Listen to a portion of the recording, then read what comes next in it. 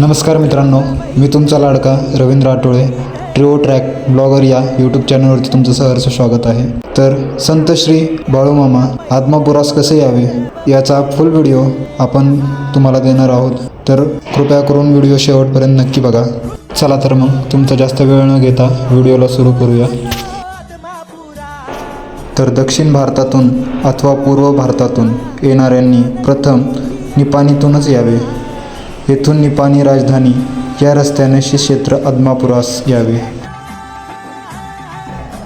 कोकणातून कोल्हापुरास आल्यास तेथून कोल्हापूर गारगोटी किंवा कोल्हापूर पाटगाव अशा ST बसने मुधाळ टिट्टा येथे यावे। तेथून आत्मापूर केवळ 1 किलोमीटर अंतरावर आहे। कोल्हापूर मुरगड अशा बसने आल्यास आत्मापुरात उतरावे। सर्व प्रवासी गाड्यांना आत्मापूरला थांबण्याचा हुकूम आहे। निपाणी ते कणकवली, सांगली गारगोटी, इचलकरंजी गारगोटी, बेळगाव गारगोटी या गाड्याही आत्मापुराला येतात। आपल्या खाजगी मोटारीने येणाऱ्यांना गाडी लावण्यास भरपूर जागा आहे। श्री संत बाळूमामांचे समाधी स्थान आत्मापूर नावाच्या गावात आहे। या ठिकाणी भव्य मंदिर बांधले आहे। आत्मापूर हे महाराष्ट्र राज्यातील कोल्हापूर जिल्ह्यात येते।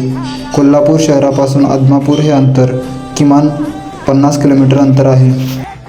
कोल्हापूर हे शहर महाराष्ट्रातील पुणे, मुंबई, सोलापूर, नाशिक आणि इतर अनेक शहरांशी तसेच बेळगाव, हुबळी, धारवाड आणि बेंगळूर यांसारख्या कर्नाटकातील शहरांशी जोडले आहे। कोल्हापूर हे शहर देखील महाराष्ट्र आणि कर्नाटकातील रेल्वे जंक्शनने चांगले जोडले आहे।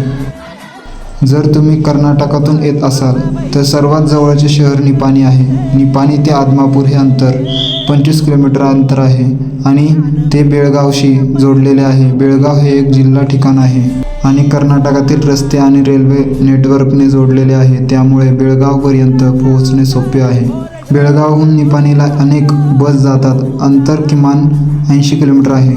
आत्मापूर हे ग्रामीण ठिकाण असेल तर ते विविध रस्त्यांनी मोठ्या प्रमाणावर जोडलेले आहेत आणि रस्तेही चांगले आहेत, त्यामुळे या ठिकाणी जाण्यासाठी बहुतांश लोक खाजगी वाहनांनी प्रवास करतात।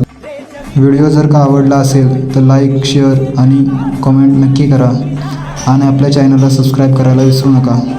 धन्यवाद।